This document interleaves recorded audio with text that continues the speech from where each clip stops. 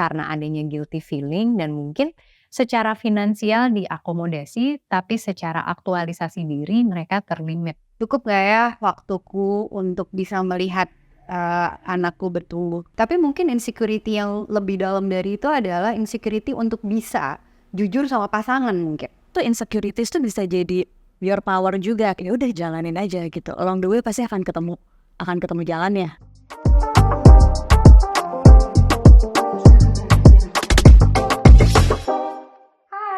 Everyone, ketemu lagi di Socha, A Woman's Point of View barengan sama saya Angga Karisma.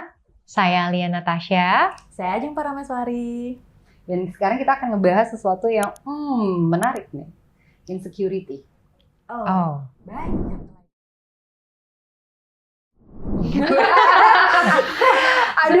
Tapi tunggu deh, menurut lo ya lebih insecurean mana sih, perempuan apa laki-laki?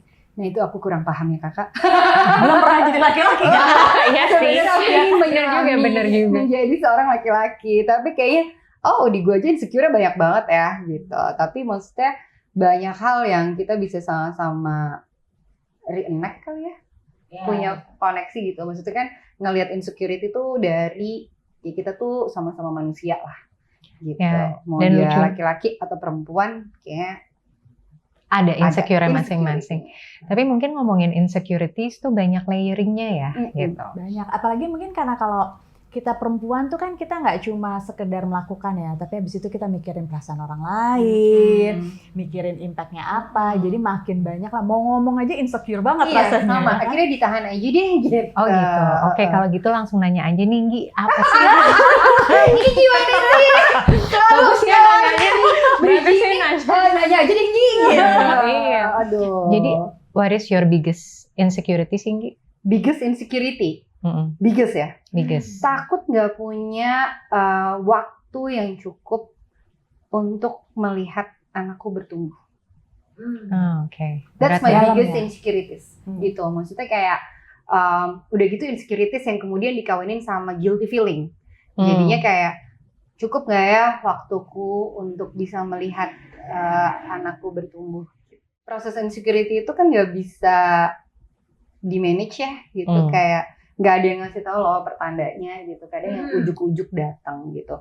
Kalau dari aku sih itu biggest insecurities gitu. Kalau misalnya ditanya karir gimana, soal tabungan gimana, yang kayak gitu tuh kan sebenarnya bisa dicari. Tapi yang nggak pasti itu kan sebenarnya umur kita sebagai manusia. So that's my biggest insecurities. Oke. Kalau Ajeng sendiri? Kalau aku, sebenarnya kalau insecurity sih banyak banget ya. Apalagi dari zaman dulu ya kan. Lihat cakep, orang cakepnya udah insecure ya kan. Nah cuma kalau misalnya sekarang ditanya insecuritiesku yang paling besar itu sebenarnya banyak relate ke masa depan dan anak-anak gitu. Apakah kemudian misalnya aku sebagai ibu nantinya mampu mempersiapkan anak-anak untuk menghadapi dunia ini gitu ya. Selayaknya misalnya orang tuaku akhirnya sudah mampu menyiapkan aku gitu. Dan itu misalnya salah satunya gitu. Abis itu juga insecure karena misalnya ya kayak sekarang kan kita udah berkeluarga gitu kan. Kita misalnya ya banyak lah dengan norma misalnya menantu dan mertua gitu kan. Kemudian apalagi problematika menantu dan mertua. Nah kadang-kadang itu juga bisa bikin gue insecure tuh. Gimana nanti aku kalau anakku nikah jadi mertua kayak apa ya? Nah itu juga another insecurities gitu. Akankah aku tua dengan menikmati masa tuaku dan kehidupanku tanpa mengganggu anak-anak? Itu juga another insecurities. Banyak lah gitu. Tapi kalau sekarang banyak yang relate justru untuk mempersiapkan anak-anak Masa depan. Masa depannya. Oke, waktu masa depan. Oke. Kalau Alia? Kalau aku nomor satu ke insecuritiesku yang paling tinggi adalah nggak punya uang. Oh. Jadi dulu Tapi kan kamu financial planner kan? that's why. Mungkin ini dari justru. kecil ya. Mungkin dari kecil. Karena waktu kecil menuju teenager, keluargaku tuh pernah punya masalah finansial. Oke. Dari rasanya harus pindah rumah, aset disita, atau apapun itu gitu. Dan semakin paham kalau ternyata every kind of decision itu dalam hidup kita ujung-ujungnya tuh ada di finansial. Jadi kalau aku tidak mempersiapkan diriku sebaik-baiknya tentang pengetahuan finansial, itu impact-nya sangat besar. Nggak cuma ke diri sendiri, ke keluarga, dan juga ke reputasi anak-anak kamu. Karena menurut aku, ketahanan finansial itu menentukan banyak opsi di pilihan hidup. Dan dari berbagai macam konsultasi keuangan, ya, pertama mereka pikir masalahnya ada duit. Ya, para klien-klienku gini, ya masalahnya finansial. Oke, aku bilang masalah finansial pasti solusinya adalah finansial. Tapi ternyata permasalahan finansial itu banyak banget cabangnya, dari relationship ke pasangan suami istri, termasuk ke masalah confident. I see. Jadi banyak modern woman di sana ya, itu yang tidak berani mengambil keputusan karena ketidakberdayaan mereka terhadap finansial. Pas ya Beb, kita temenan sama dia ya. Kita yang punya insecurities itu Ya udah Alia aja yang mikirin. gitu. Makanya emang benar kalau kata orang your network itu adalah your net worth gitu kan. Iya, Pas gitu. pas. Kita, Network and network. ada orang yang ngatur network kita dah. Betul. Ya saya terima ya ibu-ibu yang mau konsultasi network sekalian kan jadi Iya benar. Dan maksudnya itu kan reality ya. Maksudnya that's the ugly truth gitu. Dan kita emang harus embrace itu gitu. Tapi selalu ada cara untuk bisa memanage menurutku. Karena pertama insecurity tiap orang tuh kan beda-beda ya gitu. Dan tiap keluarga pasti punya cara untuk istilahnya financial planningnya juga yang berbeda sesuai sama kebutuhannya mereka kan gitu. Tapi iya betul itu sesuatu yang bisa dipersiapkan. Tapi mungkin insecurity yang lebih dalam dari itu adalah insecurity untuk bisa jujur sama pasangan mungkin. Soal financial itu sendiri.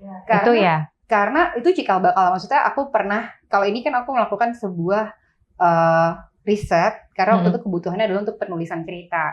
Jadi memang dari dalam riset tersebut, permasalahan rumah tangga yang paling besar adalah pertama memang financial. Gitu, dari financial bahwa kemudian itu akan menuju ke satu problem berikutnya, tapi kadang-kadang akarnya tuh ada di situ. Gitu. Dan itu ada top 3 lah ya, gitu. Tapi aku ngerasa itu sesuatu yang sebenarnya di-challenge nih kita sebagai pasangan, udah seterbuka apa sih sama pasangan kita gitu ketika kita berpasangan gitu. Tapi kan ada banyak juga pasti dari teman-teman Socha di sana yang juga becoming a single fighter gitu. It's so another case juga gitu. Maksudnya kan ada juga yang memilih juga untuk ya udah kamu solo fighter aja, tapi kemudian kamu juga again punya financial matters karena you becoming a sandwich generation kayak gitu. Tapi menarik ya, maksudnya di satu sisi ya sebenarnya tuh insecurities tuh bisa jadi your power juga, kayak misalnya tadi Alia gitu punya insecurities tentang financial independent gitu ya, kemudian akhirnya Alia jadi financial planner gitu. Jadi sebenarnya nggak selamanya insecurities tuh hal yang break you down gitu. Ternyata justru power will-nya Alia tuh dari ketidaknyamanan itu sendiri. So I think that's something yang mesti kita embrace ya. Gitu. Jadi kita harus ngapain deh? Gimana nih Kak? Nah, yang juga mau ngingetin aja gitu kan. I think karena kita sebagai working woman ya, entah kamu bekerja ataupun memiliki berbagai macam karya, berkontribusi, tapi ternyata level of confidence perempuan itu sebenarnya juga ditentukan apakah mereka punya akses ke finansial atau enggak. I see. Mau dibilang suaminya kaya raya atau enggak, tapi kalau jatahnya di limit-limit aja, mereka tidak punya kebebasan. Dan kasihan juga misalnya untuk para perempuan yang melakukan career break, tapi entah sampai kapan. Karena adanya guilty feeling dan mungkin secara finansial diakomodasi, tapi secara aktualisasi diri mereka terlimit. Nah, tapi menarik kalau ngomongin soal limitasi ya. Ini I don't know, ini juga sebuah fun fact gitu. Kemarin juga aku sempat dikasih sama Mbak Ajeng juga, fact-nya adalah semenjak pandemi, ternyata perempuan itu mulai keluar loh power up, power will-nya juga. Dengan mereka banyak di rumah, kita actually udah 4 tahun loh menjalani masa pandemi ya. Dari awal pandemi ada di Indonesia dan global gitu. Banyak sekali financial rumah tangga yang terbantu juga dari para perempuan. Jadi kan kalau kita tahu pandemi itu masa dimana kita di-train untuk lebih resilience lagi kan, gitu. Terutama in financial matter. Itu kan worldwide ya, poverty juga increase, segala macam increase. Tapi yang menarik adalah bagaimana peranan seorang wanita dari dalam rumah itu beneran taking the first step adalah for action. Action itu adalah ngebantuin financial dari keluarganya gitu. Lalu maksudnya menarik, perempuan yang tadinya punya punya keinginan mungkin ya, pengen buka restoran atau pengen buka warung kopi gitu. Terus akhirnya mereka bikin produk-produk home industry yang akhirnya berjalan. Dan yang lucu tuh kita teman-temannya juga ternyata saling membantu untuk membeli produk-produk yang bermunculan. I think insecurity-nya akhirnya dijawab dengan cara mereka mencoba membantu dari sisi finansial. Itu hal yang konkret sih. Maksudnya banyak banget loh dari teman-teman kita yang juga jualan produk makanan, bahkan sampai produk yang aku masih sering loh membeli produk Habuka. Itu salah satu bentuk support ya.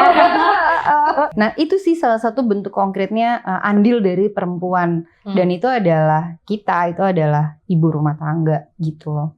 Yang mereka berusaha untuk ngejagain gitu rumah tangganya. Dan menurut aku nih memang kalau perempuan itu ada masalah gitu, mereka lebih cepat action.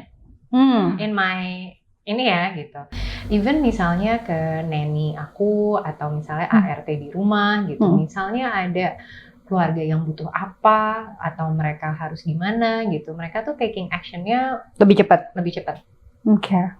Mungkin karena juga kalau kita sebagai perempuan lebih mudah untuk kemudian kita bercerita gitu atau bisa bertukar pikiran gitu ya. Jadi kemudian kita punya banyak masukan gitu kan. Jadi kemudian the way kita ambil decision dan action juga akhirnya banyak terkumpul dari masukan-masukan tadi untuk akhirnya bisa jadi lebih speed up gitu kali ya. Iya.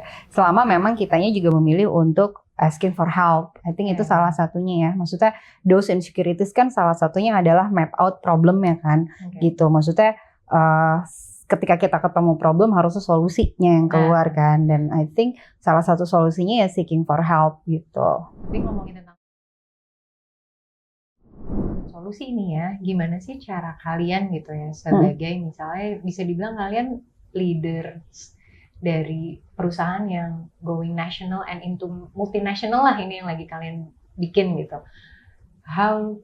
Gimana cara kalian overcome the insecurity sih yang terjadi di misalnya works atau families atau interesting questions. belum pernah ada yang nanya ya atau emang nggak mau dipikirin? Kayak lebih yang bukan don't care tapi kayak oh ya udah gitu.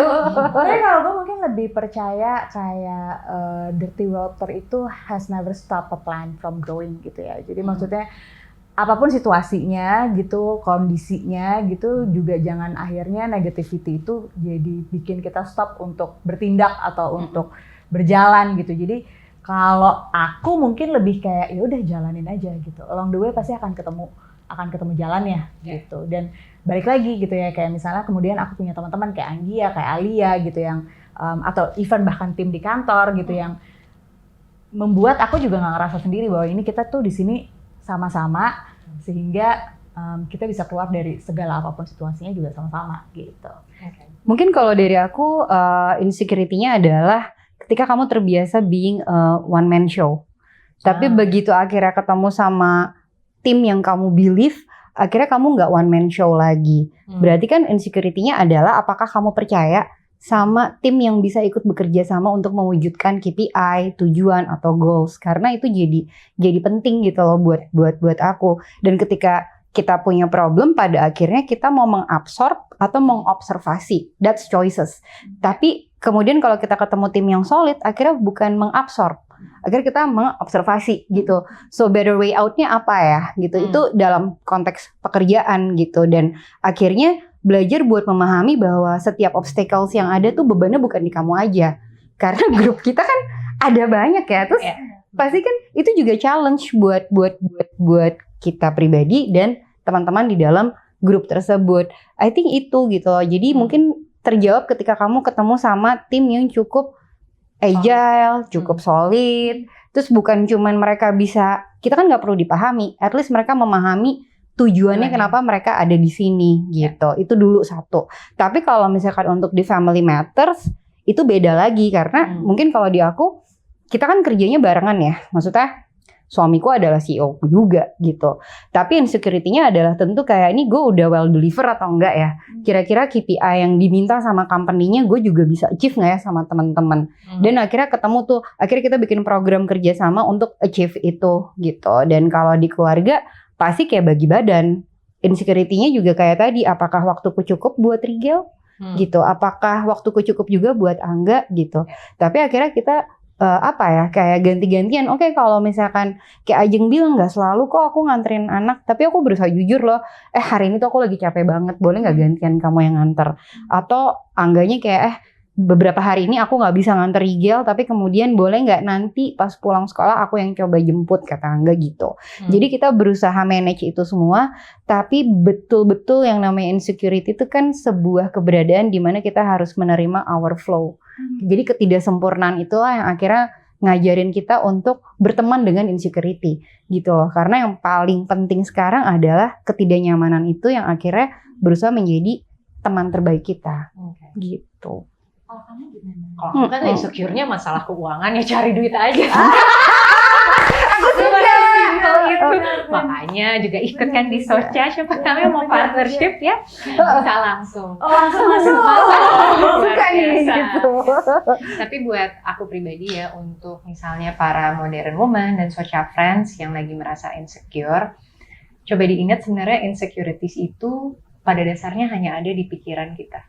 Jadi menenangkan pikiran kita dan stop berekspektasi. Yes, at least manage ya ekspektasinya. Iya.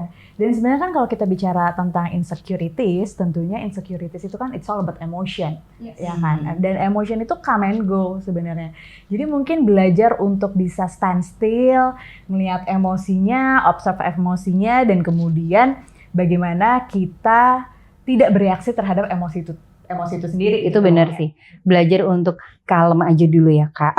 Jadi semakin kamu kalem, semakin kamu bisa juga mengurai apa sih yang menyebabkan insecurity tersebut gitu. Tapi sebenarnya insecurity tersebut juga memang harus di-admit gitu. Ketika kita mengakui, maka bisa deh kita mengurai ketidaknyamanan itu sendiri.